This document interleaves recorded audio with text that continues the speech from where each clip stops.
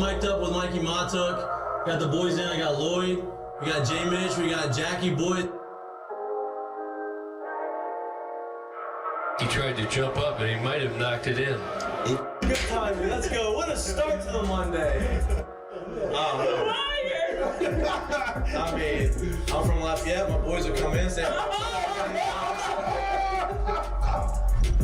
oh, God. So me and Joe on the ground. I got Joe in the headlock. And he's sitting there.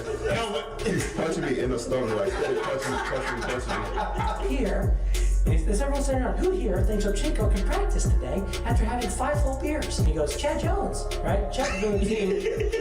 6 minutes. For 7 minutes, right? Chad's like, no, man, I don't think Ochinko can practice today. And I was like, I look back and I'm like, Jesus Christ. I saw you there. You were more fucked up than me. On the spirit plane had some issues, I think. She was sleep farting. you heard her or you just thought it was her? I sat right next to her. I smelled it. Whoa. What was that? Good show.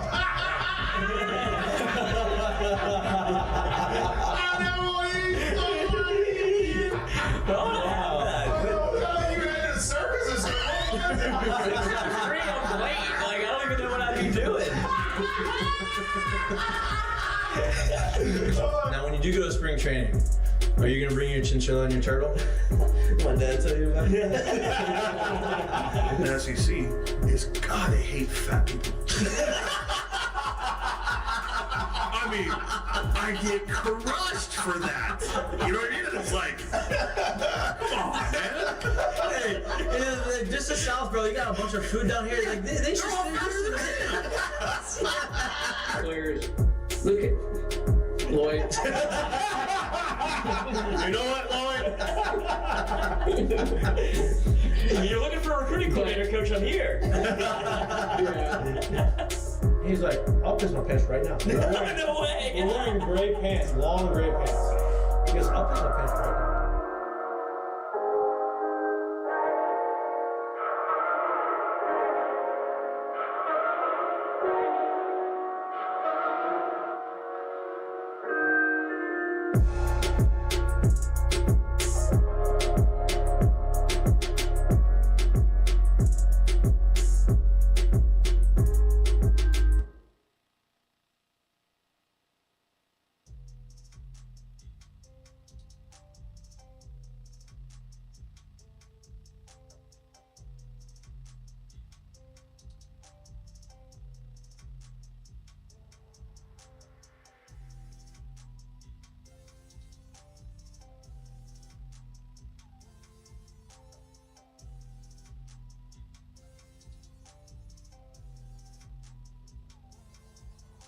Hello. Welcome back to Mik'd Up. Today is Wednesday, March 5th.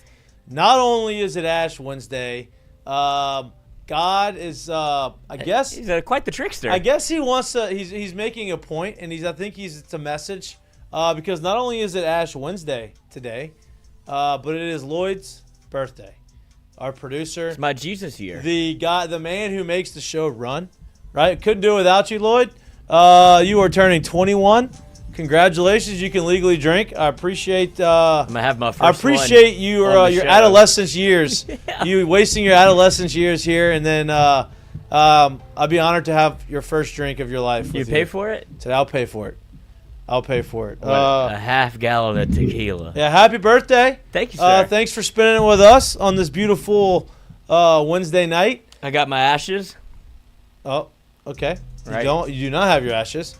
I'm made in God's image. That's Who's to say I can't? So you're lying. On Ash Wednesday. It's okay. Listen, I got the ashes for you. Jesus died at 33. To put your life in perspective. That's right. I got a lot to do. I think he did a lot in those 33 years. But I mean, it was like a good 3-year run.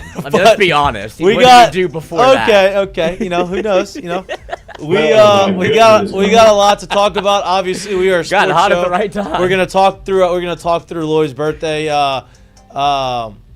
LSU baseball, a little sloppy. kind of like Lloyd's probably going to be tonight. Yeah. A little sloppy last night, down 9-1 against a 1-9 baseball team in North Dakota. I tell you what, guys, they've been inside all fucking year. For the last 6 months, they haven't fucking been outside. They're going to come here and try to fucking kick your ass. Hey, and they did it. They tried. They came out 9-1, very sloppy. A lot of help from LSU, a lot of walks, wild pitches, pass balls, errors. I think LSU had 3 errors on the night. Wasn't the sharpest game that they have played to date, but they found a way to win. They chipped away, got back to 9-9, and then Milam with the big, was it bases? Yeah, bases loaded double in the bottom of the 8th inning to take the lead and then ultimately win the baseball game. They are back on the field again tonight against the same North Dakota State team at 6:30. We will have that game on, obviously not streaming it because we may get snitched on if we did that. Those are your people. No, not my people. Not my people. We may get snitched on, so we're not going to do it. But we are going to be watching it and talking it through as the game goes on. Our boy, William Schmidt, is starting tonight. Lineup is pretty much the same as it's been over the last week or so.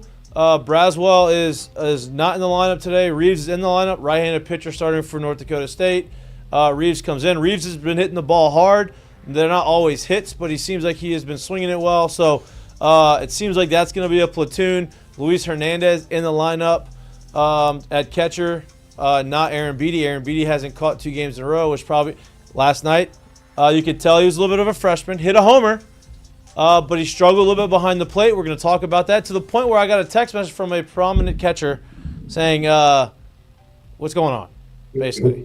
I mean, technically, you could say he didn't catch last night, so it wouldn't be too. Well, that's mean. You know, listen. There's going to be some learning curves. There's going to be some ups and downs. There's going to be things he's going to be better from it. We're going to talk about that throughout the course of the show. If you didn't know, LSU basketball was playing last night. Didn't turn out great. Lost by 30 to Kentucky. They have one more game in the regular season this Saturday against Texas A&M, and then the SEC tournament starts. And then after that, season obviously over. Mass exodus. Mass exodus. No, maybe not. Mass exodus. A lot of money. Victorious Miller didn't play last night. Yeah. See, I didn't watch the game. Corey Chess didn't play last night. Yeah, I didn't watch the game. Do you think we get in trouble for showing the game like this? Yes. Okay. Yes. But yeah, so I don't know. We'll see what happens. They're committed to Matt McMahon, obviously, for next year. They said that they're going to put more money into the basketball program. We will see. They have a top 5 recruiting class coming in next year. So we shall see what happens. Started off so good. And then this is your squad. And then SEC play happened, and it wasn't great. You thought they were going to take a leap forward like they did last year. They were 9-9 in conference play last year. You thought they were going to take that next leap forward this year. That did not happen. So we'll see what happens in the offseason. And then staying in the football conversation, obviously the draft is right around the corner. Feels like the running back position is back. Saquon Barkley got paid, highest paid running back in the history of the NFL. Got a 2-year extension with an option or the ability to make, I think, an extra $15 million in bonuses. So good for him. Congratulations to the running back position. You'd imagine James Cook and those types of running backs are right behind him and going to get a nice little payday in the coming weeks. But it's not football season, it's baseball season. And LSU did not lose their midweek game last night. A lot of teams did lose midweek games. I know people hate when LSU loses midweek games. That's baseball. It's part of it. It's going to happen. Florida, they got beat 13-3 against UCF. UCF, a good team, ranked in the top 25. Another team that's supposed to be really good got blanked. 2-hit. Who was that, Jared? I don't remember which team did get. Which what team SEC team got? They got lost 10. They got 2-hit, and it was 10-0 was the score. It was DBU beat Oklahoma 11-0 2-hit shutout. There you go. DBU obviously also ranked in the top 20. LSU team that LSU had already played beat them. I don't want to say handedly, but the game was never in doubt. So it goes to show you that midweek games obviously are important. The depth of LSU's pitching staff, is extremely important in those midweek games, and they've been good so far in winning those games. Last night, not so good, right? We watched. Yeah, and I think it's also important to bring up too, like when we talk about it's hard to compare from team to team in situations like that. But if we're going to talk about midweek game that LSU played this team in, midweek game that Oklahoma's playing this team in, those are kind of some parallels you can kind of draw as opposed to just DBU and LSU playing against Oklahoma or whatever. You got to kind of think of it that, or I should say Oklahoma and LSU playing against DBU. Because maybe, what if that was a situation, it was a Friday night situation, and DBU had to shut that pound them out. So you got to think of it like that as well, too. Yeah, no, you're right. And I think that's, LSU played DBU in a midweek game, and Oklahoma played DBU in a midweek game, and I think that's a very comparable that's a good comp, right? Because you both play them in the middle week when you don't have your Friday, Saturday, or Sunday night guy throwing and starting. And, LSU fared obviously better than Oklahoma and looked good. Obviously, that goes to the depth. Would you say that there was more impetus on that game, though, for LSU DBU? It felt like it was so hyped up going into it that it probably had a little bit more juice behind it than an Oklahoma DBU midweek. Yeah, but I also say that LSU playing in that tournament in Frisco, so already being in Dallas and knowing that they're going to be out there for the week or the weekend, I think that also helps. It's not like we're not playing North Dakota State in the middle of the week and then say, okay, now we got another team this weekend that's not as talented. I guess team that you should take care of. You're on the road. It's kind of that you're going to be on the road, and it's one of those things where it's a little bit easier to get up for. What? Why are you grinning? I also think too, Lloyd. Like I don't want to give. I think we need to give DBU a little more credit. We spoke about it last week, but this is a team that's been in at least a regional for every year except for twice since 2012, I believe. So this isn't a team that was looking for some kind of stepping stone in the middle of the season. Yeah, it was an opportunity, a big opportunity to beat a team like LSU, but at the end of the day, they're not a team that hasn't been to the postseason and that's looking to make a statement because these games mean so much to them. I don't think that they over exaggerated what that game was. Just I don't think they over exaggerated what the game was against Oklahoma as well. No, I was more given the flowers to LSU.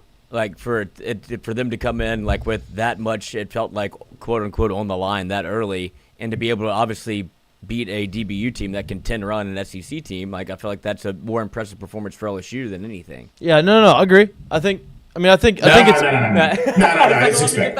It's expected. At the end of the day, it's expected. If I told you LSU was playing DBU in a 3-game series, but for them to go to Omaha, you would be wildly upset if they didn't beat them. Oh, yeah, so I expect them to go out there and compare. What's what I'm saying? So, I expect them midweek, weekend, preseason, off-season, Cape Cod ball, it doesn't really matter. I expect you to go out there and put out a good performance against the DBU team. And if you don't, it's somewhat disappointing. But I wouldn't say it's more impressive on your side because you did wherever you did it at. I just wouldn't. And also, okay. you boys, yes, obviously played LSU baseball, right? Yes, you did. National champions, both of us. Some people here have 2 in football. Some of them was the most outstanding player. Yeah, Mop. Do you think that there was any part of them that saw the weather yesterday were like, we ain't playing today? No. I just damn, we go play, aren't we? I think because I think that you knew the rain was going to stop well before the game. It was raining. It was crazy. Yeah, but it didn't rain a ton. It rained and then for a short amount of time it was super windy. I think there was a combination of you're coming off a weekend of travel, basically a week of travel. You come in here, it's Mardi Gras Tuesday. Not that the guys are going to do anything for Mardi Gras, but that there's a lot of people that are just not going to be there. The energy was kind of a different around the city. It was a dead city. Nobody was here. Everybody was either at parades in New Orleans or really not doing anything because the weather was kind of issue. For as sloppy as they played, they got down 9-1. I know it was against an inferior team.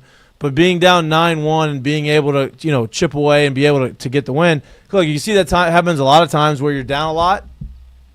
You chip away, you get to 9-8. About in the 8th inning, it's a little too late. Can't make the whole comeback all the way because you got too big of a deficit. They were able to overcome that and get the dub and avoid a disaster. Before we keep going on the baseball side, I forgot to mention it is Ask Mikey and Mitch. We did not promote it on Twitter, but we have such a good chat that I would imagine that there's some questions that y'all would like to ask us throughout the course of the show. If there are questions, just throw it in the chat. Lloyd will get to them. If not, just listen to us talk, and we'll just have a good time regardless. But let's talk about last night.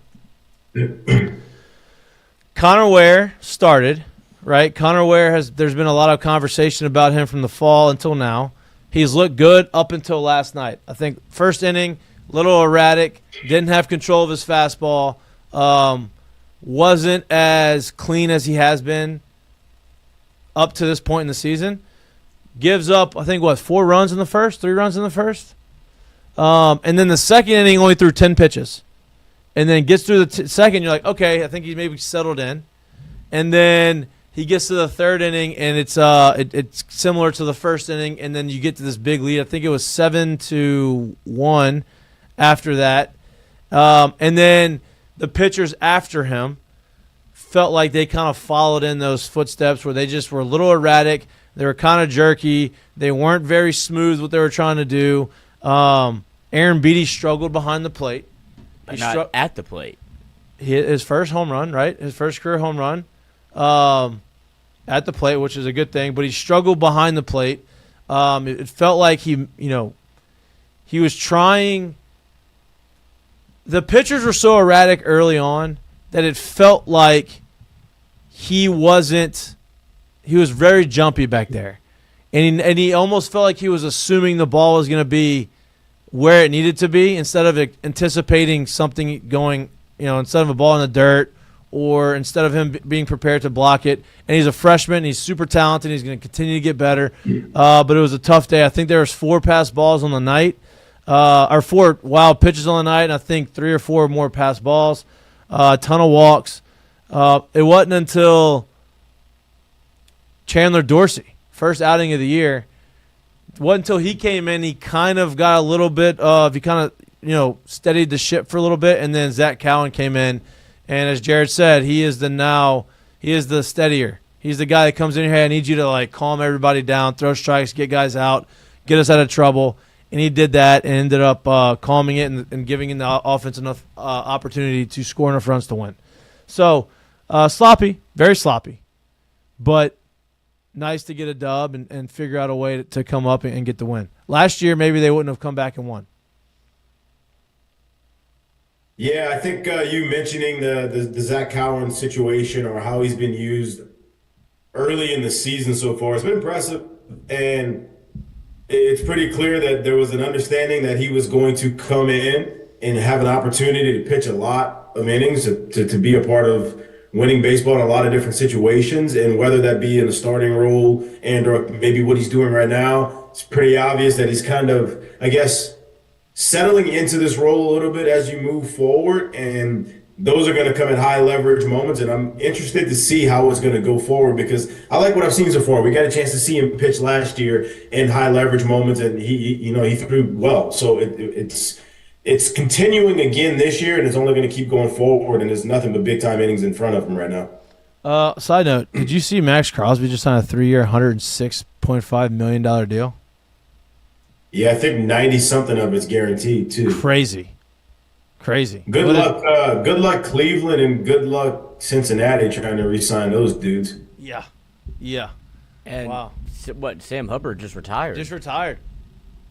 Cleared up some salary cap space. Yeah, needed it to go. Actually, you can go if you like. Yeah. Cleared up some salary cap space there. Anyway, I don't mean to get us derailed from the baseball conversation. Lou, did you watch the game last night? I did. I was between, obviously. I didn't know if you went to wine night at JL's to prepare for your birthday. Could you imagine being 33 Hey, at the wine Bulldog night? Wednesday nights, are you going to do that tonight? Who knows? Maybe you go to the world is my oyster tonight. I just have to wake up at 4:30 for a show tomorrow. Yeah, but you got performance enhancers to help you with that. That's right. Hopefully, I find some more tonight. Hey, just make the whole way. Couple beers and a little bump. Couple beers and a bump. Talk to your doctor about a little bump. Hey, he's not a doctor, but I do at his prescription. No JLs last night. I did a little impromptu interview, obviously, with our guy Lon Sullivan, who feels like he may have swung and missed on this coaching hire, but that's okay. Had the D-line coach news out there, but it doesn't seem like LSU made that hire. But we did an interview, so I was actually, whenever the game started and the live stream started, LSU was down 4-1 at the beginning. It got to, they were down 7-1. Yep. And it was 9-1 eventually. Eventually. And that's when the interview was about to start, but I was also on our favorite gambling app, and I was like, how the fuck do you live bet LSU baseball? We're live right now. And I was like, oh, my bad. Just wondering if anybody knows how. Oh, you're doing it? Yeah. Great interview. My bad. Great Let's get started this way. But so I was of the belief that LSU was going to come back in that baseball game just because of, you know North Dakota State's record, but I felt like they were going to find their level at some point, whether it be settling into that game or just waking up. And you saw that happen. The only thing that worried me, it wasn't about them being able to score enough runs. The only thing that worried me was sometimes when the pitching staff, not this pitching staff specifically, just any baseball pitching staff, sometimes when you get into that, it's a contagious game, right? So whenever you have a guy go out there and doesn't have his sharpest stuff, and it feels like it's sloppy, and you make errors, and you have pass balls, and you have wild pitches, and you're walking a bunch of guys. Sometimes that's hard to stop for that game, and you get back in the dugout, and you're or in the locker room after the game, and you're like, what the hell did we just do? That's not us. And then they got away from us quick. Yeah, the next game, it's okay, it just kind of one of those fluky things. But they're able to stop that, fix that, and as Jay said, that was their first real clunker of the year. Yes, it was, and they won. And they won, which is a huge thing, right? Clunkers when you lose, not great. Clunkers when you win, easier to learn that way. Sometimes you got to learn a hard lesson in a loss, and sometimes it's easier to learn in a win. Where you're like, oh God, don't do that again. But I do have a question. Yes. I don't want to harp too much on Aaron Beatty. I know he's a freshman and he had a tough day behind the dish. But does that give? I was texting with one of my buddies last night, that Marcus, big baseball guy, and he's like, this makes it difficult for pitchers to believe in what they're throwing because you don't trust the guy back there whenever it's going that way. And if that was a part of the pitching woes that early on.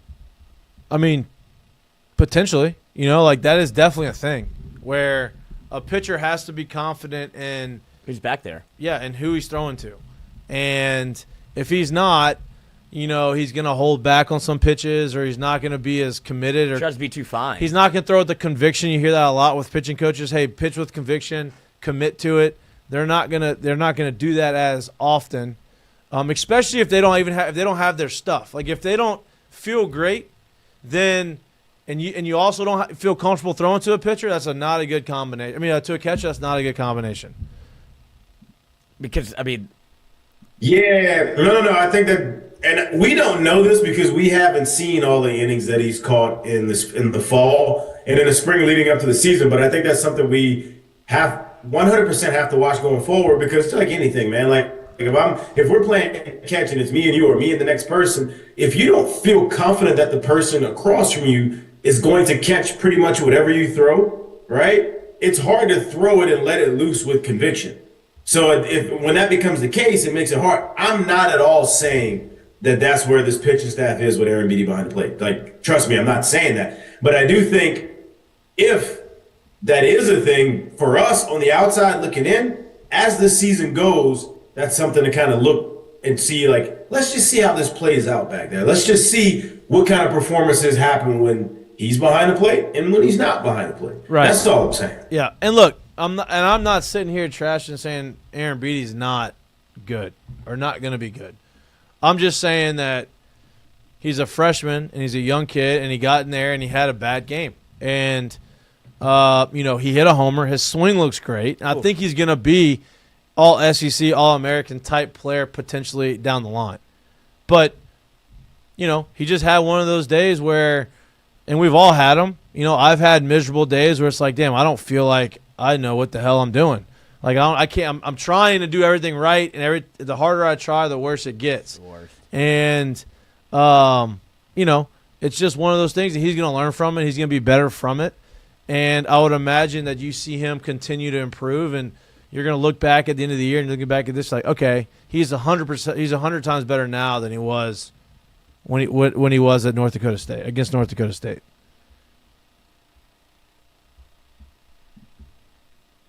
I was seeing if Jay was going to. Whoa, he's talking, but we don't have any audio. Oh, wait. Did you mute yourself? Oh, yeah, I did. I muted myself because I was blown. My bad. I was like, this man was over here talking. I was waiting, and I was like, wait, is he freeze? I can't because I couldn't see on the screen. I muted myself because I was blowing my nose. I just, like you said, I will wait and leave the verdict out on that situation. Last night was a one-off. The thing about the one-off to me is that, like a lot of teams, so like if they find a way to go into conference play with 1 to 2 to 3 or maybe even less losses, usually that would scare the shit out of me because you know that monster's coming at some point. And is it going to jump on your back and you can't get it off your back? Or are you going to be able to kind of shake it and move forward? It's hard to tell with a team that has not really played together and you just don't know what they can do together. Early on in this season, they may be running around here at 12-1, but they've had some very losable performances, if you will, like if you want to put it that way, right? And they've kind of battled through some adversity in a lot of different situations, and even the one loss they had, they went into the ninth inning down 5-0 and somehow lost that game 5-4. So they're early on, they're showing signs of a team that is willing to play all 27 outs, that is willing to continue to battle, and those things, even if they go into the season with just that one loss, go into conference play with just that one loss, those things give me a little bit more confidence about when they hit the rut, how quickly they can come out of it. Agreed. That's a good comparison, right? Because the North Dakota State and the Omaha game had similar feel to it. Now the Omaha, they scored 5 runs in the 5th on 2 homers, and so that was a little bit different, and it wasn't quite as sloppy as the North Dakota State game. The difference is the North Dakota State they scored 9 runs really early, I think in the first 3 innings. And so you had a lot more time to same thing with to score runs and come back. What was it? Nebraska. Yeah, we got done 5-0 against a better team. Yeah, that's the thing that I've kind of, if LSU is going to play this way, where they get down early, which I guess there's a conversation to be had about how hot the pitching staff started off versus what it looks like now. But we all said it, like this is not something that's sustainable to have. 3 walks through 5 games or whatever it was. It was something insane. And now you see like them kind of result to the mean a little bit with what a pitching staff does. Like that was unsustainable to be able to do it that way. But the offense and how much pressure they put on you, like this is a real thing. Yeah. To where if you get down 5, you feel like you could score 6. Like I don't think that's out of the realm of possibility every time they lace it up to be like, we're going to score 7 or 8 runs a game. Look, they may not before SEC play. They may not be the top of the SEC in homers when it's all said and done, but I'd imagine they're going to be the top of the SEC in doubles. And they're gonna drive guys in. They're gonna do so. You're seeing the offense. It's kind of a relentless lineup, right? They make you work as a pitcher. They make you throw a ton of pitches. They're putting pressure on you by being on base constantly, and by doing that, you give more guys more opportunities to drive guys in and end up having big innings, right? Milam at the end of the game, bases loaded double. That happened because you had a couple walks. Dickinson's been swinging a super hot bat. Obviously, he hit another homer, and he's been getting hits all over the place. Curiel gets on every other at bat. It feels like, and so they're doing the things that they need to do to put pressure on them. That doesn't consist of homers, which I think's okay. Yeah, you talk about like the double down the line, like what you saw from Milam, like that all plays when you have the bases loaded. You saw baby Bobby Billy Pearson get in there. I thought he was about to like unleash on the ball. Yeah. Now he didn't get the opportunity to. He walked. Good at bat. Mature at bat. Only 2 undefeated teams left in the SEC. Obviously, they're not going to go undefeated. But Tennessee's 12-0. Alabama's 13-0. I think Alabama's a big surprise. Their shortstop Justin LeBron's got 8 homers and 32 RBIs, which is outrageous. In how many games? In 13 games. 13 games. 32 RBIs, 13 games. Pretty impressive. And then obviously there's a slew of teams with 1 loss. SEC is as strong and dominant as ever. The one team that I think was, and we talked about this before the season started, the one team that is super talented and can get super hot still and be there at the end but a team that was getting all this love early on, and not saying it was unjustified, but it felt like they were head and shoulders based off of the love and the votes and everything they're getting, head and shoulders above everyone else. And I didn't quite believe that, just only because you had a lot of change, and that's Texas A&M, right? Texas A&M is 6-5. They lost again last night. They gotten off to a tough start. They've gotten off to they've had a couple of bad injuries that is going to affect them. I think they're going to be fine as they move forward. They're a talented team. They got some. Their offense is about as talented as it gets. But that's one that's kind of you look at and you're like, damn. I wasn't expecting to see them go 6-5. What's your take on that? Have they won since Grahovac got hurt? They've lost 4 straight, I believe. Yeah. So look, Or 3 that's straight. a big thing, and I think we're. I don't know. I won't say we, but I think can't really downplay how much someone like Grahovac means to that lineup. Freshman All-American. Cannot replace a Gary Bertier. Yeah, that's what he said. Yeah. He can't replace that guy. And 20 home runs last year, freshman All-American. I think his impact at the top of that lineup and finding a way to not really recreate that, but find someone or find a combination that would kind of retool this and kind of get the synergy of this thing kind of rolling the same way is probably a little tough for him right there. And obviously the hit that you take with somebody like that coming off the field and not even being available emotionally is also a part of it as well. So I don't expect them to keep playing that way. I still think they have a very talented team. I still think they'll have to figure it out going forward. They're going to be somewhere in the mix towards the end, I would imagine. I just think that there's too much talent there for them to completely fall off the kind of graces of it and not really be in the conversation. Yeah, and look, their guys they've started off a little slow, right? Jace Lavallette's been talked about as potentially the number 1 overall pick in the draft. He's only hitting 243 right now with 3 homers, right? So he's not going to do that the entire year. He's going to get hot, and he's going to figure it out. The Hayden Schott kid, he's only hitting 175. That Gavin Cash was supposed to be one of the guys hitting 242. So their guys haven't really done it yet, and look, sometimes you start off slow, and that's just part of it. But yeah, it's just when you look at it at 6-5, it's a little shocking. LSU's game started. William Schmidt, first pitch of the game, ball. Second pitch of the game, strike, line drive to center field, out. We got 1 out, 94 mile an hour right down the middle. What? Why are you laughing? No, you did the major league fly ball, caught. Out. Yeah, I didn't say caught. that's just what he says in the movie. Yeah. Fly ball, caught. Gary took over. I'm in the bag. But that I wanted to bring that up because I think that's a shocking deal. Obviously, we're not here to talk all about A&M, but it's obviously closely associated with LSU and the SEC, and it's a conversation that we probably should have. I think a shocking team in so far early in the season, Alabama, one of them, but Ole Miss. I think Ole Miss was kind of left like an afterthought because of what they've done the last couple years. They are 10-1, and they, are doing the things that they need to do. I mean, they're hitting a bunch of homers. They are putting themselves in a position to, be in a good spot as SEC starts. They have a guy on their team.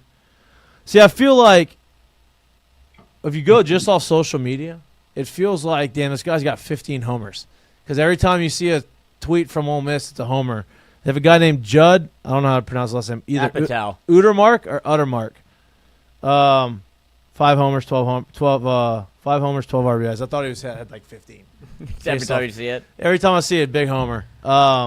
Louisiana kid Luke Hill leading their team 421 batting average. Oh, that kid stinks. Yep. But they're another shock. They're another surprise.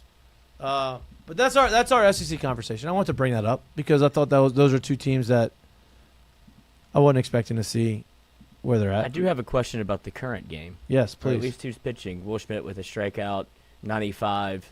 Velo is coming along nicely.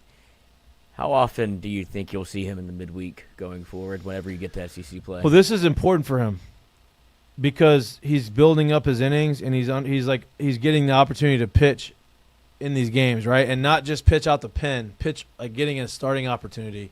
And I think that's important as the season goes because you don't want to have a guy that's only thrown 2 innings, 1 or 2 innings out the bullpen, and then at the end of the year you say, oh, we want you to start now, but you haven't really had the opportunity to get ready as a starter. So I think it's what they're doing with him is actually really impressive because he's thrown on the weekends in some situations where he's coming out of the pen, and then obviously being able to do this as well. Whether it be performance, whether it be injury, whether it be wanting to shake something up because you need something different, whatever it may be, if there comes a time during the year where you see, we may need somebody else, you got to imagine he's on the short list of who will step in to that rotation on the weekend because of what they're doing with him during the midweek right now. Yeah, and he looks good. He's been impressive. Everybody that we've talked to says he is a dude, right? Like, he's a great guy to be around. Yeah. He's got, obviously, wow, this guy almost just got domed up. Oh, he almost got domed up and he struck out. Check swing. One of the ones that you're facing like, oh, nope, I don't want to hit it, but yes, I'm going to check swing. Watch it. That's tough. Those are the ones that make you so mad as a hitter. You're like, bro, this is so like, first of all, why am I even offering at this? Why is my face going towards the baseball and not away from the baseball? Like, what am I doing? But no, he's obviously got the stuff and he got the talent and got the ability, but he also has the makeup, and you cannot underestimate, or you cannot, I guess, I don't know what the right word is. The intangible, the fact that he wanted to be, he's from Baton Rouge and dreamt of playing at LSU. You can't. That's hard to factor in. That's hard to measure, of like how important that is, especially when you have the talent and you have the makeup with him. So he's going to be obviously a super special player, and I'm glad that they're letting him pitch the way they're letting him pitch. Ed, correct me if I'm wrong. Did you see your Friday night guy, Kate Anderson, at any point come out the pen in a regional or whenever it was high leverage? I felt like last year. Yeah, a lot, a little bit. Yeah, that's where he cut his teeth. That's my point. Yeah, I think that they learned a little bit from that experience with having somebody that skilled and be like, look, Schmidt, you're gonna have some, because I see him not as a. I mean, it's hard to submit anybody or take anybody out of your Friday, Saturday, Sunday role at this point. But Schmidt is somebody that's going to play a lot of baseball as I think like that middle inning to 7th, 8th inning guy for you, because that's just the role where he's so talented that I think he'll be used in high leverage situations, and then you'll see him become a Friday, Saturday guy. Agreed. The next year. And look, right now, there's no room for him on the weekend. Yeah, I mean, it's not a bad thing. Right, and that's not a bad thing. It's not because of him, right? If there was a spot in the weekend right now, if there was an open rotation spot, I bet you'd be in it. But there's not a spot there yet. There may not be a spot all year, or there may be a spot, right? And so I think the way they're managing him right now is huge.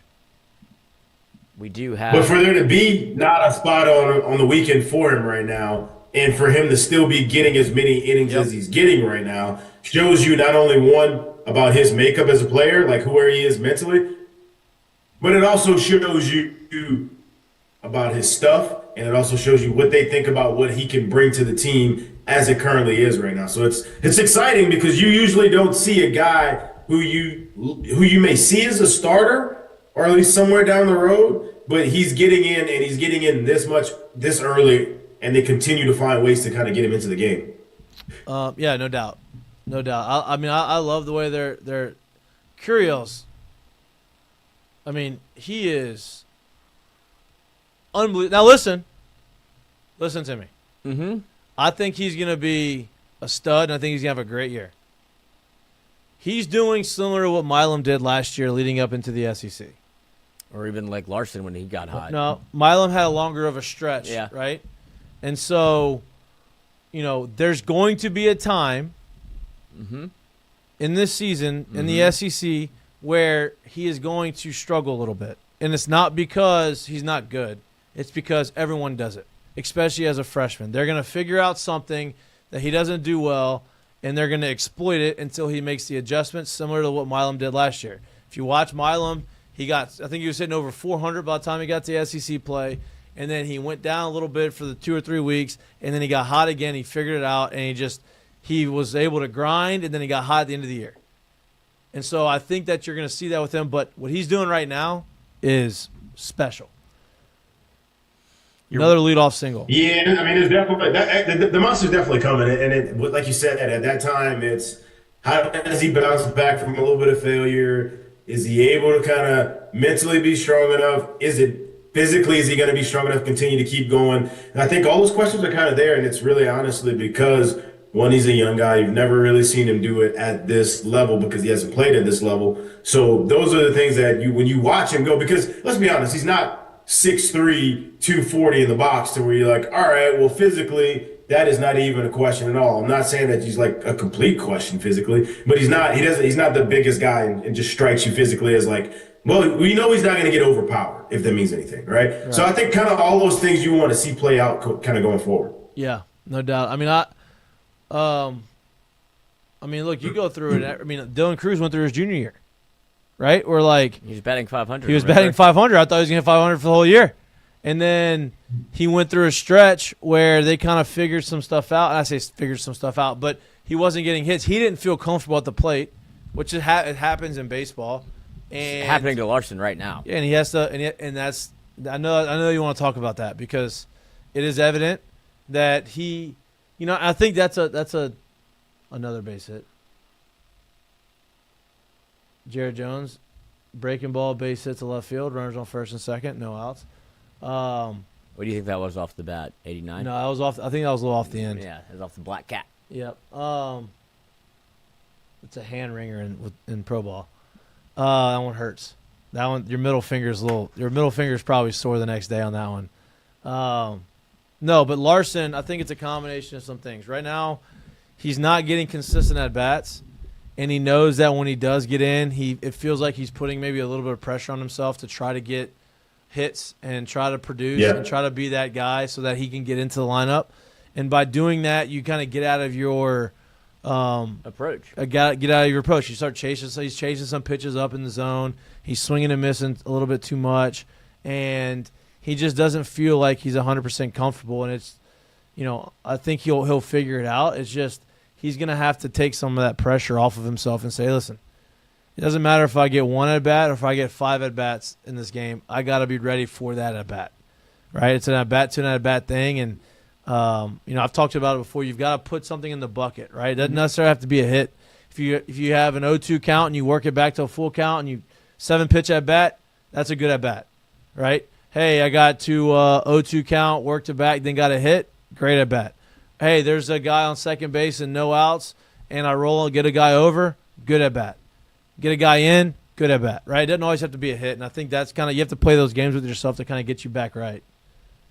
They are clearly. Yeah, I agree with that 100%. Like you gotta kind of break this thing back down to the base floor, to the foundation of what it is that you do. So you may Larson may be a guy that had a list of accomplishments that he wanted on the board, and he may be feeling like, well, maybe 1, 2, or 3, or 3, 4, and 5, or whatever it is that's on that list, I don't have a chance to accomplish if I'm not playing. You got to kind of forget about those. You got to kind of get back to the base floor and just say, all right, like you said, I show up today. I'm here today. What am I going to contribute to the ball club today? And whatever that is, make sure you continue to stack those W's. Stack those W's, and those W's turn into long-term opportunities, much like they did for him last year. And last year, when he got that long-term opportunity, he turned it into something very successful. So he's at the spot that he's at right now, but it takes you to kind of step back, take a deep breath, kind of almost put yourself in a more selfless mindset, and then kind of attack it from that standpoint again. Yeah, I think you can learn a lot from Pearson,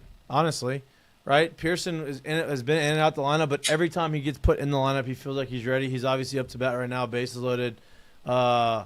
Big first swing on the first pitch, fouls it back. But it means he's all over it. Yeah.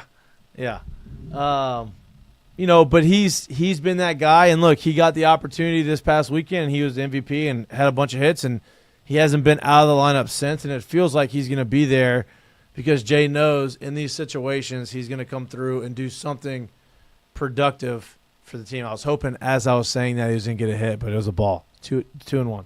Well, the biggest thing that I'm seeing is the way that they pitched the first 3. Like, obviously, Curiel gets on with the single, but if you had to guess the average of the first 3 guys, if I said over under 376.5. What would you say? I think they're all over that. They're all hitting 400 or above. Yeah. Like you can see the way they just pitched to Dickinson. Yeah, like they walked him. That was the most non-competitive pitching sequence I've seen. 3-0, threw a strike, and then walked him. And then so you get to Pearson. 3-1. If you can get, I don't know if you want Pearson to be this guy in this part of the lineup. Well, that's the other conversation, right? Like Jared, we talk about he's not the guy that's going to scare you, but he's also the guy that you have confidence in driving guys in these situations. And shit! Got hit. Did I get hit in the head or the shoulder? Elbow. I mean, he drove a guy in there by getting hit. Go. Put his head right in the front of it. Huh? Is that an RBI? It is an RBI. Nice. It is an RBI. Earned it. Yeah, he did. Yeah, he did. LSU could win this game by 15 runs. They may. Yeah. It seems the way this is starting, it seems like that. You have a guy on the mound starting for you that's going to overpower their hitters, and then you have a pitcher on the mound that just doesn't feel like he's going to be able to get many guys out, unless they get themselves out, which doesn't seem like they're doing. Now it's top of the lineup, so those guys are good. Yeah, I think you got to think of it from North Dakota State's kind of viewpoint as well. With the effort that they put out yesterday and to still not get that win, to come down to LSU, like that's a big blow to take a little bit to kind of bounce back the next day and try to give that same kind of effort. 100%. Yeah, they have to be demoralized. I mean, you had your shot. Well, and I don't think they only came got down one. here. I don't think they came down here expecting to win, either one of them, right? Yeah, but And you had so, this great conversation with this girl at the bar that is I way think hotter than you. Look, and I think they're having a good time. Now, they didn't realize probably when they came down here that it was Mardi Gras, and they're like, "Damn, nobody's even here." We Like, weren't able to win. where is everybody? Like, we can't even go. There's no. Fred's is empty. What's going on here? And so they're probably a little disappointed in that. And maybe that was the demoralizing part for them. I would think so. Like I said, you couldn't close. Yeah. Talked for an hour and a half. So then you got Milam at 5-hole. He likes Milam in the 5-hole. Yeah. Obviously. Because, Milam's hot. I'm not saying I did. I'm saying at this point, Jay likes him. Because he has every reason. There he goes again. Bases loaded, line drive out to the base hit. It hit hard, though. No, not out. Oh, not? It's a base hit. 2-run single. I need to talk to Mike about this setup I have over here. I feel like I'm in prison. I'm sorry. Well, the other Mike, not me. Not Mikey. No. You're Michael or Mikey. Yeah, we just got to fix the backside so you could roll it out, Yeah. Yeah. Pause. What? Do we have any questions in the chat? We do. Okay, we do. perfect. But this is what I'm dealing with. Like, I'm a little bit tucked away from where this camera is, so I can only see this wall. And so I'm really relying on Mikey's play-by-play. That's my bad, dude. I'm sorry. I don't know how to. Oh no, I wouldn't expect you to think about me at all. It wasn't me. It was. Look, maybe we can get him to cut that or a bigger TV or another no, TV. No, it's not bigger because it can't swivel. That's the issue. Yeah. If he cuts that wall a little lower, then he can swivel the TV. I also have it pulled up over here on this other computer. But we do have some questions from the chat. Okay. A lot of which circle around yesterday's game, where Omar the Tiger asked, Cowan looks poised to fill the Riley Cooper / Nate Ackenhausen role this season. Do you guys agree? Jay, go ahead. This has been your take, which I agree with 100%.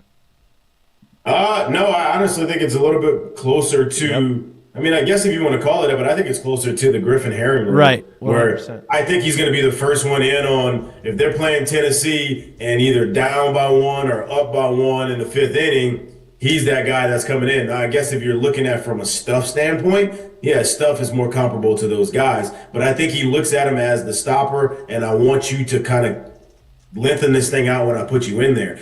And I think his ability, like there's a good chance too that as the year goes on, that if he shows out in those situations and he kind of just stops teams cold, that you let him out, you let him ride out, because you got to remember, if you can let him ride out and he can throw the rest of the game, you save the rest of that pen. You save the rest of those guys, and if they stay healthy, that is a lot of arms to throw at somebody after someone like him comes in. So, yeah, I guess if you want to just look at it like stuff-wise, it's probably more comparable, but I look at it in terms of, yeah, I need you in here right now, and I need you to come and give me – like I'm expecting a dub when I put you out there, not for you to just basically eat up innings. And I think that's where he's at. 100%. I agree. I think he's more on the Griffin Herring side than those other two guys. I think that he is going to, like if LSU's in a situation. I knew he was going to steal. What? I had a feeling he was about to take off. It was a hit and run. Yeah, I just had a feeling they were about to put a little pressure on. Oh, my bad. Okay. Go ahead. I was like confused. I think that if you get into the situation last year when you're in an elimination game, now obviously he probably would have already pitched, but if he hadn't pitched, he's the guy that they would rely on to go and say, hey, I need you to go eat up 5 innings. Or he's the guy, hey, we're up by 2 runs in the 3rd or 4th inning, and our guy's struggling with the base load of 1 out. Hey, you come in, I need you to get us to the 8th. Right? Just like you said, I think he's that guy. I mean, so far this year he has 5 appearances. He's thrown 12 innings. He has given up 2 runs, 14 strikeouts, and he has a 1.42 ERA. Your starters, Kate Anderson's thrown 15 innings. Chase Shores has thrown 15.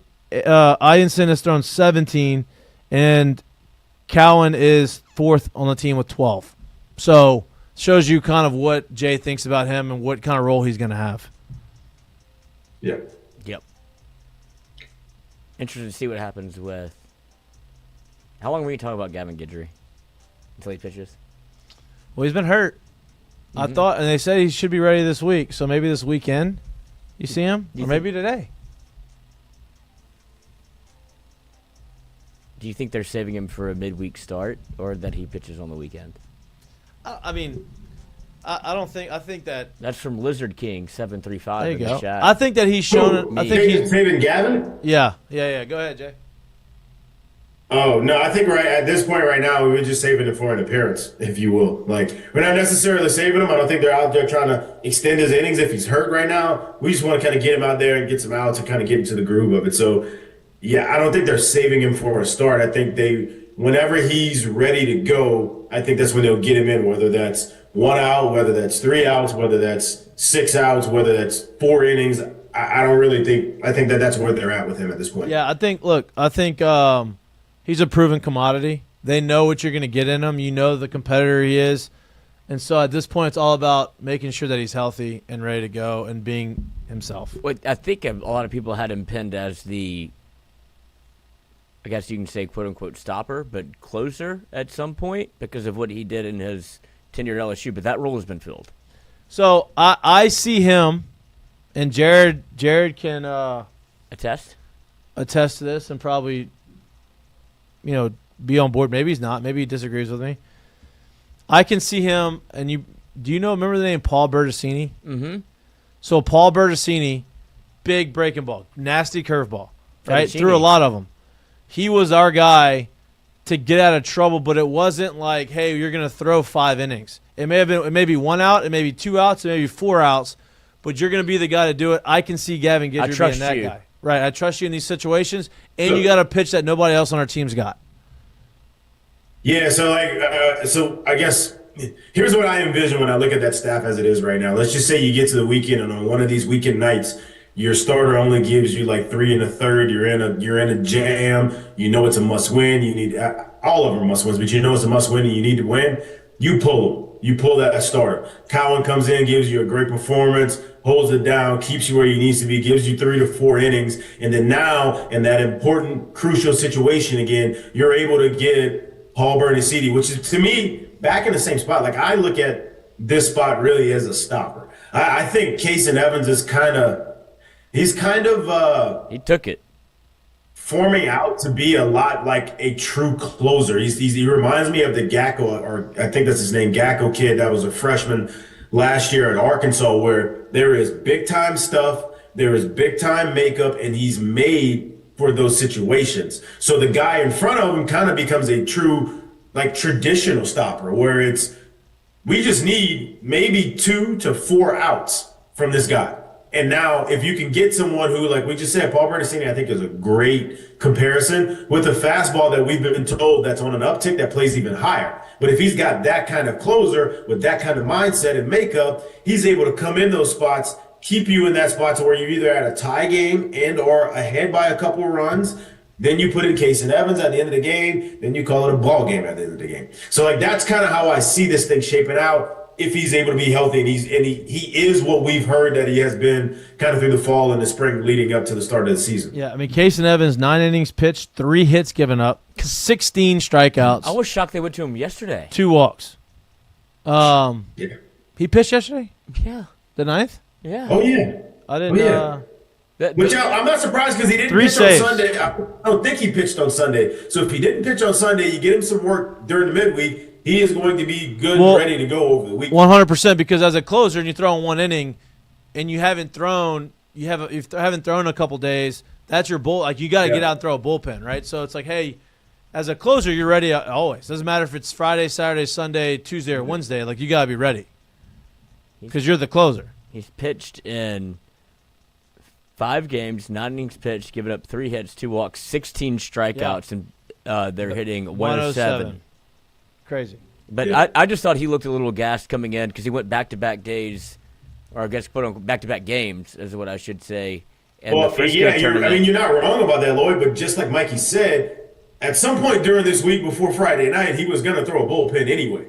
So for him to be able to do it in a game situation actually works a little bit better than him having to do it as a touch and feel time. Yeah, he'll be down tonight. He'll be down tomorrow, and then he'll be ready to go for the weekend. Well, you'll use him. I mean, you may not have to use him. Well, but that's what he'll probably pitch. I mean, he'll throw, but like you may not have to use him on Friday. I would hope you may not have to use him on Saturday and just throw him on Sunday, right? Like, but like when I say have to use him, it's not. It may not be in a closing situation, but he's going to throw at some point over the weekend. Yeah, North Alabama, Friday, Saturday, Sunday. Xavier on Tuesday. Then you get into SEC play with Missouri. Mm-hmm. A 3-game. You've been at home a while, and then you go to Texas. I know. I That's really want to go to that. That's when it'll get heat. I really want to go to that. Let's go. Maybe. Birthday present. Maybe. I love Austin. I've never been to Austin. Really? I've never been to Austin. Some people dog it. Ever. Never. Like you never stepped foot into Austin, Texas. I've never stepped foot in. I've never even driven through Austin, Texas. It's not really a drive-through state. I mean, drive-through city. No, you get. I mean, you will get a. I know. It's like it's a one city in Texas that I've never been to. It's the one city that like everybody's been to. I know. I've been to San Antonio, Beaumont. I've been to Beaumont. I've been to Galveston. I've been to Houston. I've been to Dallas. West Texas. I hadn't been to Midland. No. You from Midland, right? I ain't been to Midland. But out of the big city, out of the big cities. I've never been to Austin. I've been to Midland and Odessa. Driving that truck, baby. Watch out now. Don't have my Class C license, but they let me do it anyway. We got any more questions? We do. Where's Jacob Myers? I was actually just looking at his name. Jacob Myers he's going to be there. He's going to have some moments. I think that was not the time. Nope. I think that some other guys have kind of earned the trust. But there's going to be a point in time where you need Jacob Myers to step up, and he probably will. Is it still the bottom of the first? Yeah, we've hit through the lineup. It's 5-0. Curio's up to bat again. Home Hunter's run? on second and third. 2 outs. New pitcher. 2-1 count. New pitcher. Oh, leave one there again. Ball up. 3-1. Oh, you're ahead. I kind of want the base loaded with Bear up. See what happens. Bear is he's about to go on a home run barrage. Got to warm up for him. No. He's been hitting balls hard, but they're about to start going real far. Get small. Oh, laser. Just hits. All this dude does is hit. Oh, I mean, North Dakota State is ready to go home. Ready to get back inside. I hate the head first slide at home when you don't need to do it. Who did it? Stanfield. It's just too many things that you can get He doesn't know though. Yeah, but like, you can read the catcher. Oh, you say that. I saw a guy get deked. That it comes up on Twitter all the time. Right. State. But like, if you're gonna slide with a catcher like that, then you can slide around. Or, Some people don't go like you saw Dickinson yesterday almost get hurt. And Tampa used to get in trouble for sliding head first at home unless you had to, like unless there was like That's in trouble. Like you get like fined. That's insane. Because of like broken fingers and stuff. Well, they got the mitts. I mean, you saw Dickinson have go it back back then, feet no first. mitts. Yeah, you saw Dickinson go back feet first yesterday on that almost double play ball. It's a hard hit ball. He had to get back to second, and I think that's the first time I've seen him slide feet first, and it looked awful. Well, then he almost Some people are the head drop first the guys. drop fly ball, right? He kind of like thought he rolled his ankle on that one. But he didn't. Maybe that's the one I'm talking Yeah, about. it was a drop fly ball where he had to go as a force out at that's what second. it was. It was goofy. Yeah. But all right, next question. Good take. Good take. Oh, I'm behind. Just let me live my life over here. Dylan Vergoots. Vergats. Could be I don't know. anything. DV. Ask Eminem. I really wanted to see Priester. You guys' thoughts? Obviously, a catcher that they brought in. Haven't seen him yet really behind the dish. He's played a couple of games, but has not gotten the run. And I think this is more contingent on what happened yesterday with Aaron Beatty. Jared, you want to go start off with this one? I thought at this point we might have seen him a little more. I'm kind of surprised we haven't. Yeah, I don't know yet, man. Like I don't really know. I'm not exactly sure where this catcher position is right now. We obviously have three pretty talented guys. We obviously know one is proven in D1 baseball who hit 20 plus homers last year. I would imagine that's something that, look, I get it. You don't have 56 games to wait for him to actually get going.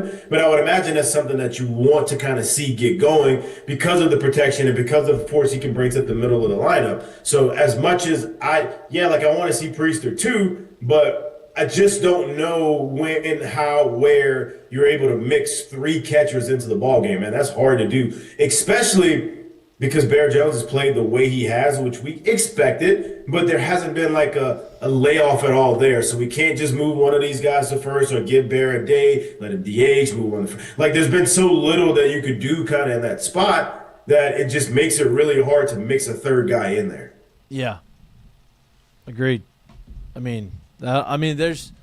I want to like add something to it, but Really what it is. there's really it is what it is. I mean, I think Jay has more confidence in those two guys behind the plate. Even as bad as Aaron Beatty played yesterday behind the plate, like I think that's just you can't look at one game and say, oh, that guy's not good. Out. Like he probably just had a bad game, or did have a bad game, and that's not who he is as a catcher. It's just who he was that day. And so I think over time, Jay has seen enough to say these are the two guys that he wants to roll with for right now. I thought you'd see Priester get more at bats, though. I mean, not even behind the plate. Yeah. But that's what I'm saying. Like at this point, where would you mix him in at? And that's what I think makes it hard. Is Bear's been pretty much, or hasn't 100% been keyed in or locked into that first base spot at every game. So if he's not playing third and or left field and or right field and or DH, right. You really only have two spots, right? And the third base spot has been kind of a back and forth battle between Braswell and Reeves. So if you're not mixing them in there either, where do you mix that third catcher spot? Like it's just hard. Yeah, no, you're right. It's so the answer to your question is I think the other two guys have proven to Jay that are giving Jay more trust. Jay has more trust in them. Yeah, I mean, you saw Jay yesterday call it. He's like, I think Aaron Beatty's going to be a big leaguer. Yeah. Like, he obviously sees the talent in him. For sure. I love his swing. Cool. At least his swing last night. Another catcher question from Cameron. Any chance we could see Priester behind the plate? And that's obviously we've addressed that. But do you think that Aaron Beatty can start behind the plate for you in SEC play? And I doubt Hernandez can catch all 30 SEC games. Well, I guarantee you Hernandez can't catch all 30 SEC games. I guarantee you he won't catch all 30 SEC games. So the answer to that is yes, I do think I'll take that bet. Oh, you do? You think he's going to catch all 30? No. Okay. Okay. No. I was like, I'll bet you anything you want on that. I do think Aaron Beatty can catch in the SEC. I think let's not jump to judgment. Oh, that's why I put him in there. I know. Let's not jump to judgment on what on last night. Like I think it was just. I mean, everyone has them, right? Everybody has bad Terrible games. position to have a bad right. How often? But yes, he will get better, and he continue to get better. Getting and he the will ball catch. every play and being like, I'm having an off day at shortstop. It's like every ball's finding me. That's it. That's baseball. It does. You know. Oh, not going to be a no hitter tonight, boys. Yeah, I would second that, man. Just cool the Jets a little bit on Aaron. Uh-oh. Last night was one of those nights. Erase it, move forward. I don't even like. I don't think anything about last night as you're moving forward. Now, if that becomes a reoccurring theme, then that's a different conversation. But I don't see that at this point. Yeah, I mean, the catcher position has become very much scrutinized from LSU fans recently. Like, how quickly you forget that Milazzo is one of the best defensive catchers you've ever had, and last year they fucking hated him. Right. Right. Everybody's an expert all of a sudden on So catching, you which apparently I have to get behind the dish now. take for granted what you have until you don't have it. Yeah, Milazzo is challenging me to show the world how hard it is to play catcher. And that we're going to do that. I know. You got the gear. You've got the gear. Same height. That's it. Wait, what are you gonna do? What are you gonna do? Milazzo sent me a text last night. He says, "Hey, we need to get Lloyd in the gear and go put him and make him block balls." He wants to show the people that it's not as easy as it may seem. And I agree. Can we get him Can we get Lloyd in the gear, receiving off the machine as well? That's what we're gonna do. The machine just cheese. Well, I don't want to break Lloyd's thumb. Too. I'm double jointed. I don't want to break his thumb either, but I mean, yeah, put the thumb guard on. It'd be good. Yeah. I did have to wear that back in the day when I did catch every game, and some like travel ball, they didn't give a fuck about you at all. No. Go die. But you had the knee savers on though. I did have to transition to the knee savers. You had the knee savers Osgood Slaughter's caught up to me real quick. Nothing more washed than knee savers. Felt like Jake Taylor. He had the knee savers. We gotta get this done. I'd love to see Lloyd. Some nice footage of Lloyd back there just receiving and blocking balls and yeah. We're gonna do it, and I want to go hit in the cage just to hit. Oh yeah, Mikey of course makes it about him. Well, I do. I've been saying that. I've been saying that for like 6 months. I want to go swing in the cage. I'm not gonna be on video. Oh yeah, you will. No, I just want to go hit. Oh yeah. Oh, we getting this shit on video. If Lloyd's on First swing. On video. I just want to go I want hit. to see the first 5. I would have loved the video like you taking live at bats off of Skeens. How great would that have been? God, we had it in the works. That would have been great. And I think Skeens got really good, and they got nervous about him throwing to anything but. Well, I don't think they would have been Friday nervous. night. I don't think they'd have been nervous. I think No, I just think the optics of it would have been terrible if Yeah. something bad happened. Not to me, to him. Right. That would be terrible for me. Lloyd just guesses and swings right, and somehow hits a line drive right back up the middle off of him. He just domes him up, out for a week, out for a month, never the same. That would not be good. All right, next question. Anyone? Or is that it? We have one more on the catching front because, like I said, this is obviously a hot button issue.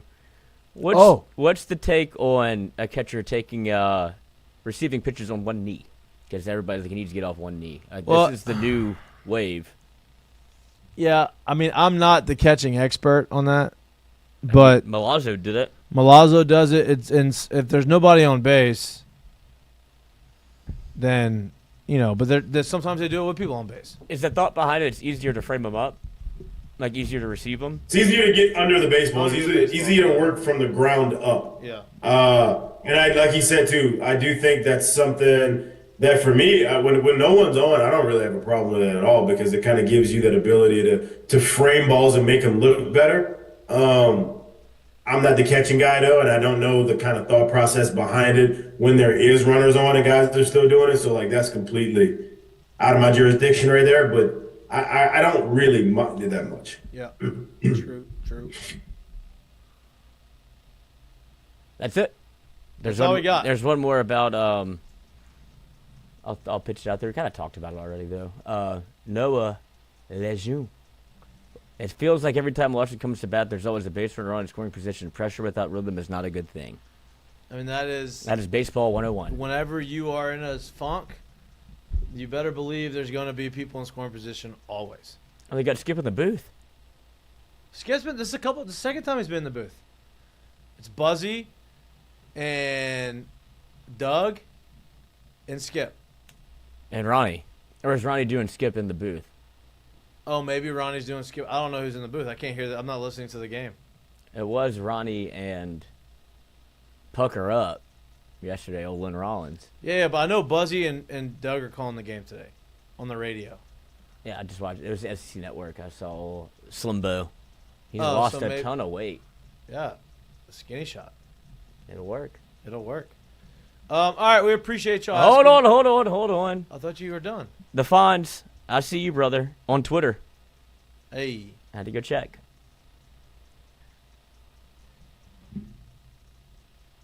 Ask Mikey and Mitch. I haven't vetted these yet, so I'm kind of going on the fly because the Fonz has a wild mouth. Have you ever ask Mikey and Mitch? Have you ever played in a game like last night? Nothing went right to start the game, but you still feel like you'd be able to pull it back in. Yes. Oh yeah. 2009 regional against Southern. We were losing, I think, in the seventh inning, and then we ended up beating them by like a lot. But we were losing in the seventh inning of our regional against Southern. I think 2008, when we went on that 23-game winning streak, I'll be honest with you, every game, as soon as we suited it up and tied up the cleats, felt like we were going to win. And it really didn't matter what the situation was. So if we were getting no hit through 4 and down 3-0, we were like, I just dare you to walk this leadoff guy, because that's when it starts. Yeah. Like that was kind of the mindset that we had, like going towards the back of that thing. So yeah, when you get into that zone though and you start feeling like that, shit's fun. Shit is fun. Did you see it?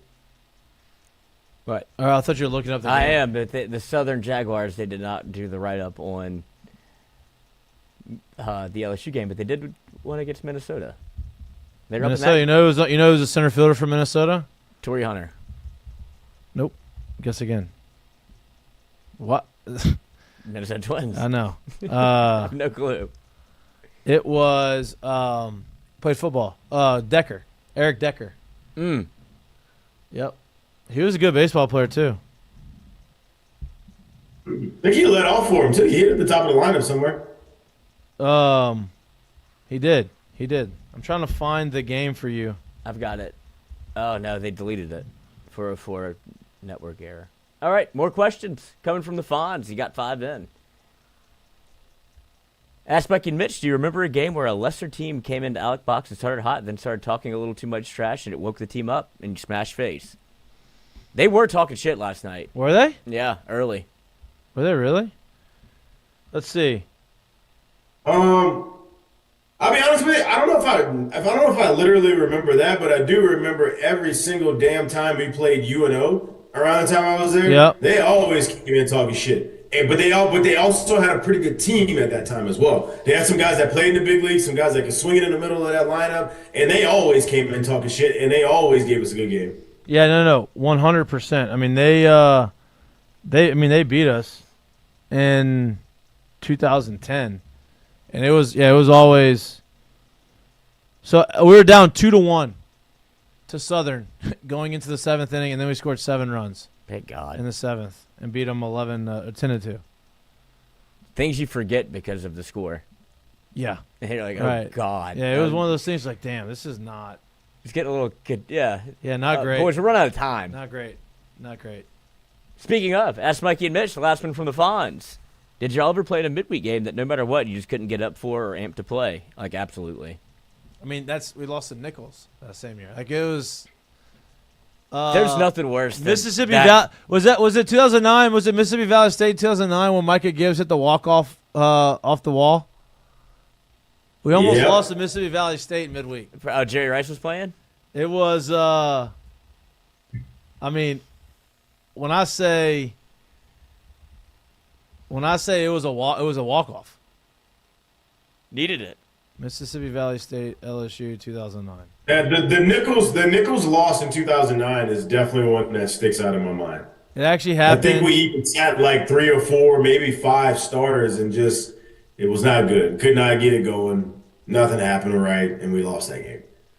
And we wore it after the game. Trust me. Did y'all ever have to run polls after a game? No. We wore it after the game. Trust me. Yeah. Not polls, but we did a whole practice cycle. Yeah. We did a whole practice after a game once. It's like, the coach, it's your fault. You're terrible at this. But that's here nor there. Yeah. Nothing worse than getting taken out.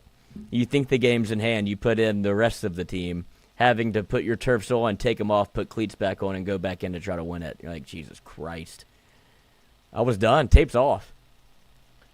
Yeah, it's Yeah, that's always. Let me lock back in real quick. The bad situation when you're like, shoes untied, tape's halfway off or already all the way off, and they're like, this thing's getting close again. Like, no, it was in shutdown mode. yeah. Mississippi State, Those games happen. 17-3 against Southern Miss.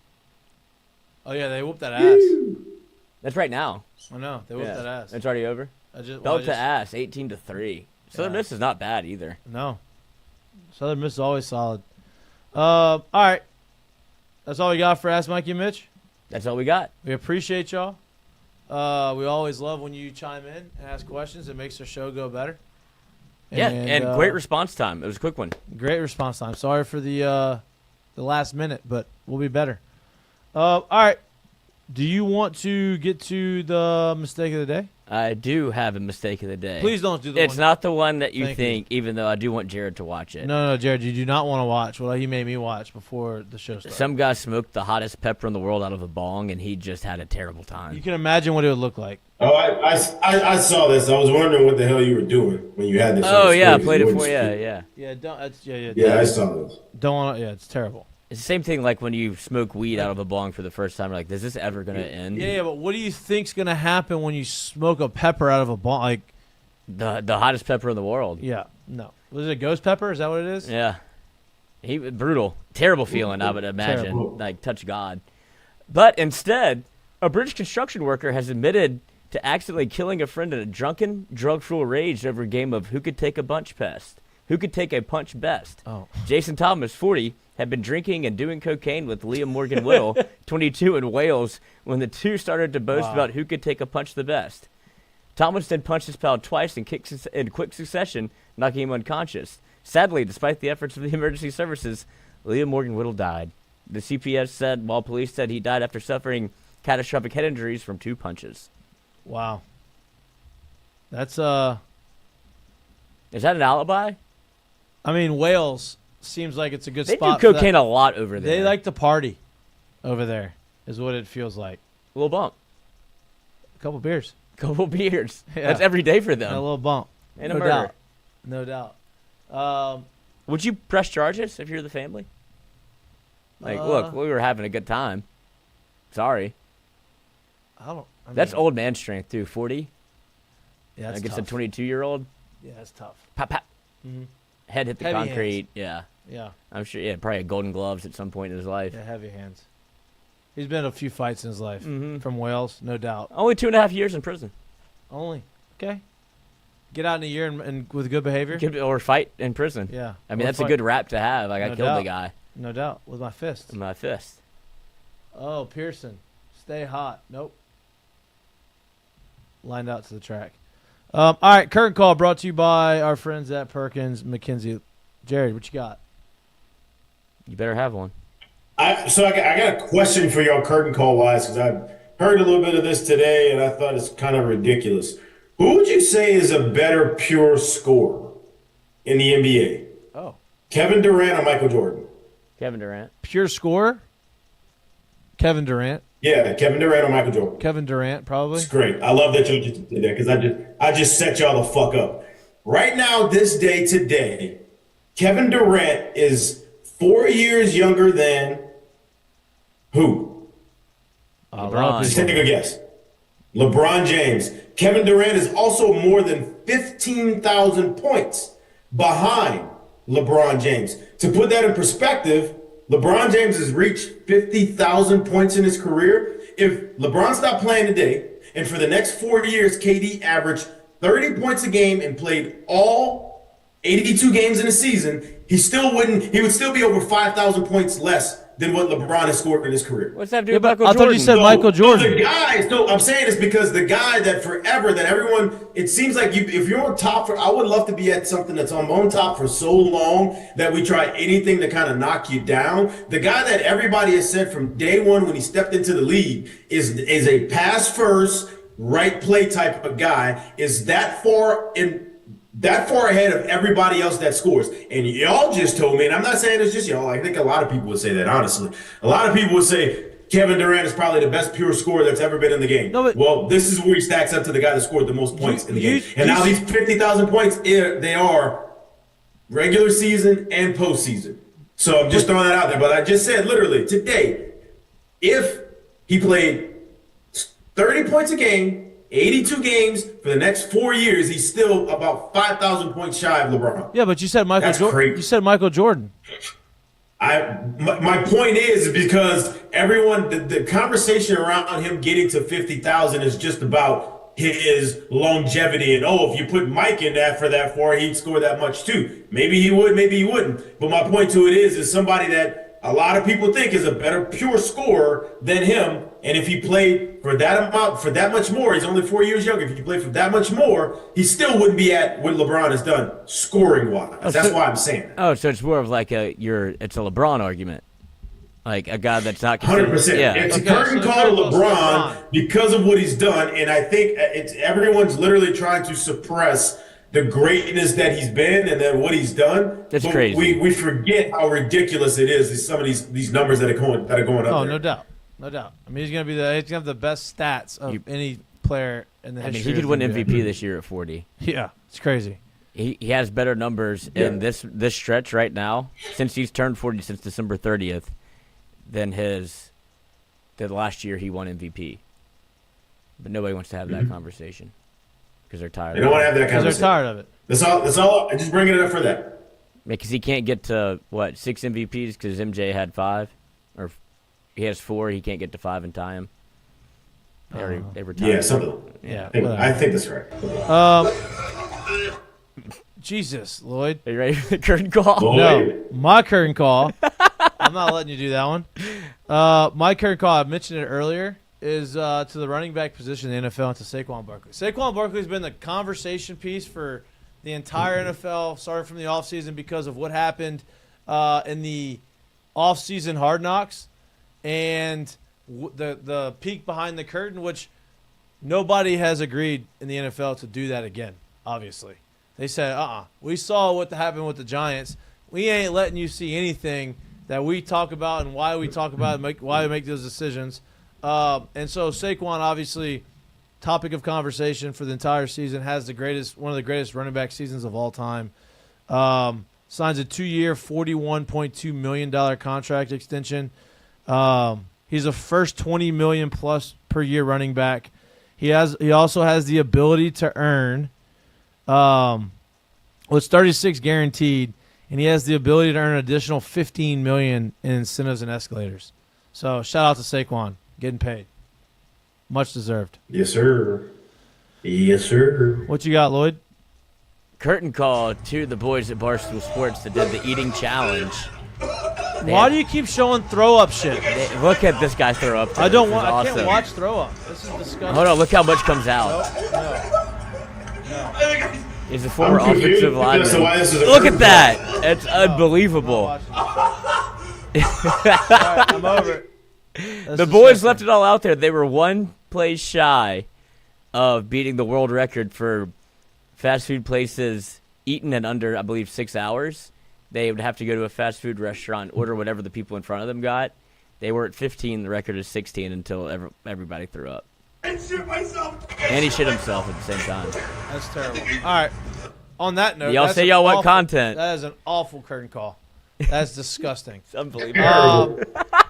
We appreciate y'all. We What love are your y'all. words number, Lloyd? Enjoy the rest of this game. LSU's up 7-1. Oh, they gave up a in the run? top of the What third. the fuck? Yep, top of the third. They Pull him. He got out of it. He ended up getting out of it. Schmidt had bases loaded, one He out. had a ended up long getting out time of to it. wait in the dugout. Yeah, exactly. So he's back out there. First pitch strike in the top of the third. Enjoy the rest of the game. This beautiful Wednesday night. Actually, it really is a beautiful day. A little nippy, but it's okay. It feels good. We'll be back live in studio on Friday. Maybe tomorrow. We're trying to figure out how to make. Jay's got a. He's a working man. He's a working man. And look, I get it. I've been This there. isn't work. Well, tomorrow is, but Friday's not work. Yeah, well, tomorrow's work for me too. That's why tomorrow it's hard for us to make it work. I've got work tomorrow too. You do. But you're gonna be at whose wedding is it? You remember Samantha Sam, tall blonde chick? Oh yeah, I do. Jesus. I do. Yes. It's her wedding. Oh, nice. Damn it. Nice. Scottsdale, good spot to be. Very good spot. Good spot. Very good time of the year to be there. Great time of the year You to be gonna play there. golf? You gonna go watch the spring training games? No. I think you should. No, it's in neither. You can go to Bottle Blonde? No. No. No. El Jefe? No. Are you going just tequila shots again? No. Mm-hmm. Okay. Maybe. Maybe. Who knows? That's not All all right. that. Well, because of that, we're trying to figure out the Friday thing. Jay may not be here on Friday. We may figure something out. We'll talk about it off air. But regardless, you'll see us again on Friday. Probably at maybe at our normal time, maybe earlier, maybe later. Who knows? We'll let you know. We appreciate y'all. We love y'all. Please like and subscribe to our YouTube channel if you can't watch us, but you like listening to us or anywhere you get your pods. William Schmidt with 96 at the knees. See ya. We'll be back live on Friday. We love y'all. Enjoy your Wednesday. Peace.